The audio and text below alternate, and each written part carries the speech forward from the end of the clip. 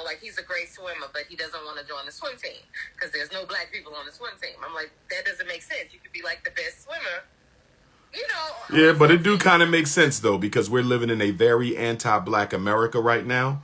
I wouldn't want to be on a swim team with white kids, and I'm much older than your son. You understand? So he has a girlfriend now that's kind of like more exposed than he is. She black? You know? Yes, she's black. Okay. And when you say she's advanced, what do you mean she's advanced? She's sexually active, sexually experienced. Like, so you suspect that she might be gold digging your son. So why do you think he likes her so much? Is she attractive? He thinks she's attractive. You don't find her so much attractive. I think she's kind of ghetto, and I don't like it. By the way, next year will be my 10th year anniversary of the free Black Parent Teleconference. Y'all better show me some love, because I'm the only psychologist in America who does this for free. Next year, 2024, will be 10 years of the free Black Parent Teleconference. So y'all better show me some love with an FDMG donation tonight. Show me some love. Yesterday, 13 years as King Kong Consciousness. Next year, 10 years of the Black Parent Teleconference. Frederick Douglass, Marcus Garvey, grand opening, brothers and sisters. Y'all better show me some love, because I don't sit on YouTube like everybody else in the conscious community. That's right. I'll say it again. Like everybody else in the conscious community ain't building no institutions, running a mouth. I'm the only one fighting for the kids and building an institution. That's why I'm still number one after 13 years. Let's go to the next caller. Name and city, name and city.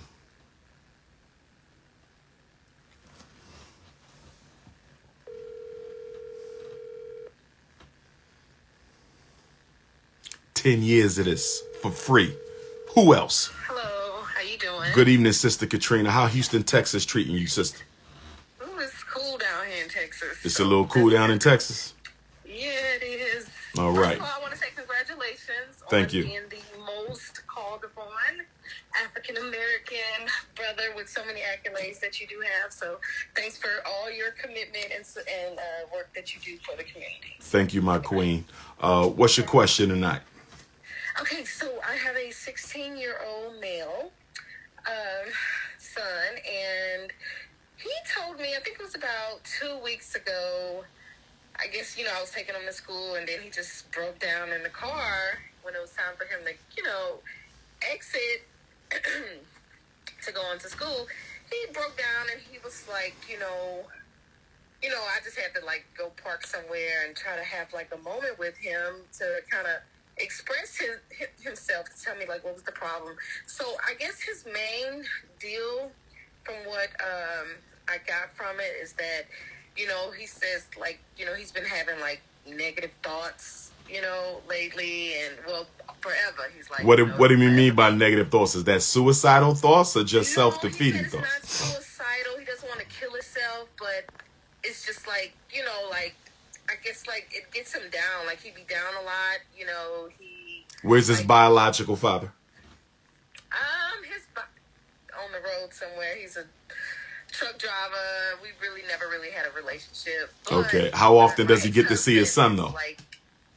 He doesn't have no kind of communication. Why is that? Why is that? Without getting too deep, why?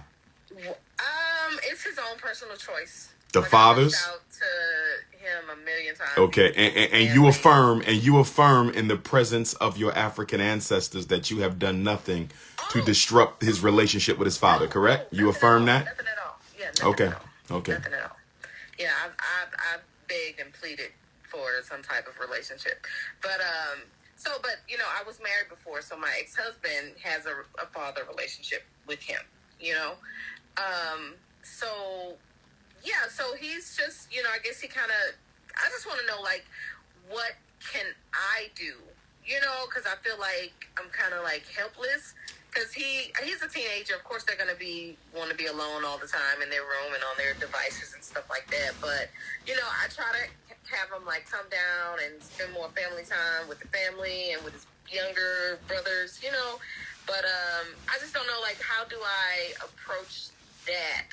because he say like when I ask him to come down and kind of like socialize, he in his mind it tells him like, oh, well, it's somebody's gonna say something to piss you off, or it's just something negative is gonna happen, so you might as well stay in your room. He gets like those type of thoughts in his head. And he's like a loner basically. So like What grade is he in right now? He's in the 11. And how is he doing in school academically? He's doing good in school. Algebra's kind of kicking his butt, but Okay. he kind of got a lot on his plate because we're trying to get him to graduate early. So he's doing like extra courses. But okay. Yeah. Okay. And so I mean, he's first thing you need is some like, counseling. Very intelligent. First thing you need is some counseling. Counseling? Yeah, you got to get him, some counseling. I recommend you start off with 3 sessions. That could be a psychologist. That could be a licensed professional counselor. That could be a licensed clinical social worker. All you got to do is Google black therapists in Houston, and they all going to pop up. And then you want to ask them how many of them got experience with teenage black boys, with negativistic thinking, fatherlessness, because you don't want nobody experimenting on your son. You want somebody who's already done this. Houston is a very large city, so you got a lot of black psychologists down there. But you got to get him talking to somebody else so he will say what he feels. Yeah, that makes because sense. it sounds like he got a lot going on in that little mind. How many children from you biologically at home? So it's 4. So he has 3 other siblings. Okay, and he's 16. What's the ages of the others? Okay, so I have a 10, I have a 8, and I have a 1. Okay. Is he, your 16-year-old, getting enough one-on-one time with you? Okay, I would say no, he's not. Okay, that could be a little piece of it too, because if he ain't got his father, unfortunately, that makes you the only parent he can really look to. So yeah, you're going to have to start dialing in a little bit more with him. One-on-one, outside the home, without the other siblings. Okay, and you know what? I'm so bad because I told myself this like maybe 6 years ago that I got to do better, and I just have not. But yeah. So he's not into the streets or anything, is he? No, of course not. Does he have a job, after school job? Say this. So he has he's not too sociable, but he does have 2 friends that he kind of grew up with. But those boys are kind of like heading off into the wrong path. And so I don't know if I should keep him away from those, his only friends, but I have kind of cut it back on the communication, linking up wise, because they're into a lot of weed, cannabis smoking, and just, I don't know, Yeah, you got a right to cut it back, but at the same time, if you're going to cut back on them, you have to expose him to other youth. I would try to get him involved in something extracurricular that he might enjoy: chess, martial arts, robotics, coding. He needs to get involved in something else. If you're going to pull back on that, we got to add on in another area. Add something to it. Okay, that makes sense. That makes a lot of sense. Everything I suggest, he kind of shoots it down. He's a great swimmer, but he doesn't want to join the swim team because there's no black people on the swim team. I'm like, that doesn't make sense. You could be the best swimmer.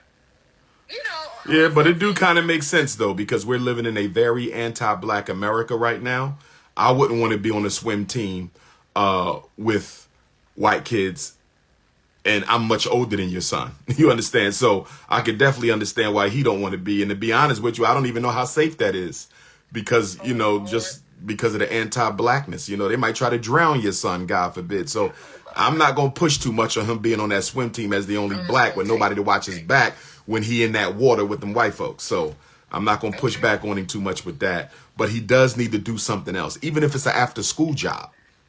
Yeah, I know. That's what we sat down and talked about last week, what he would like to do that's in the area. Mm-hmm. So, okay. So he's open to working. Yeah, that'll work. That'll work. But get him some counseling, though. Definitely get him some counseling. Okay. So I guess here's a little backstory. Please don't judge. Okay, so we're kind of in the suburbs outside of Houston. All right, and this whole internet thing where kids meet people and link up with people. So anyway, he has a girlfriend now that's kind of more exposed than he is. She black? Yeah, she's black. Okay. And yeah, so like I am in disagreement with that whole deal, right? But he claims like, oh, she makes me happy, more happier than being here. You know, like all this. When you say she's advanced, what do you mean she's advanced? Okay, so She's sexually active, sexually experienced. Well, sexual experience and her wanting him to pay for like I want my nails done, I want my hair done, I want this, I want that. So you suspect that she might be gold digging your son? Yeah.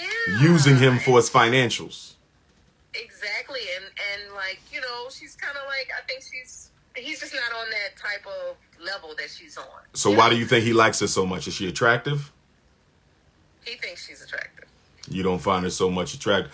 I think she's kind of ghetto, and I don't like it. Well, you need to talk to him about her. You need to talk to him about her. I wouldn't necessarily be against you having a conversation with her either, privately, as a woman to a daughter, you know, to say, listen, you know, I don't think you should be asking my son for so much. I don't necessarily see nothing wrong with that. You know, as long as it's private and respectable, I'm not against that. But your first conversation got to be with him, and you need to let him know about your plans to speak with her. Don't speak with her without him knowing that. Yeah. Okay. So do you think it's like I would be wrong to try and keep him away like from her? I think as the parent, you don't try. You decide how it's going to be. You let that be known to your son, and then you stick to your decision. So what I mean by that is if you feel he needs to see her a lot less than he does, you need to specify how much time he can see her. In other words, I only want you seeing her once a week or twice a week. You know, be firm about it. Let your expectations be known, because I am a very big believer in parents not allowing their children to make decisions that can destroy their future. So if there's a risk of teenage pregnancy or something like that, you got to shut it down. Same thing with them two guys he's hanging out with. If there's a risk of juvenile delinquency there, you're going to have to shut it down, because we don't allow children to make decisions that can harm their future. At the same time, I want you to make sure you're tapped into your own biases to make sure you're not unjustifiably labeling this girl because she doesn't match the image of a woman you would like your son to be attracted to. So just make sure your biases are not the real issue as opposed to a real threat to your son's best interests. That makes sense. That puts a lot of things in perspective.